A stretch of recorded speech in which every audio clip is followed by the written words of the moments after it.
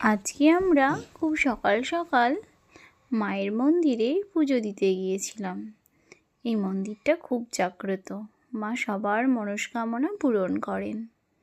এটা হচ্ছে বহরমপুরে বিষ্ণুপুর কালী মন্দির। যদি আপনারা কখনো বহরমপুর এসে থাকেন তাহলে অবশ্যই সবার একবার মন্দিরটা দেখে যাবেন।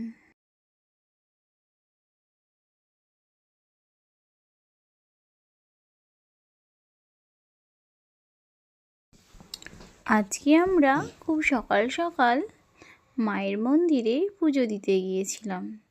এই মন্দিরটা খুব জাগ্রত, মা সবার মনস্কামনা পূরণ করেন।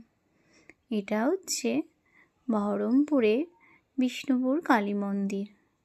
যদি আপনারা কখনো বহরমপুর এসে থাকেন তাহলে অবশ্যই সবার একবার মন্দিরটা দেখে যাবেন।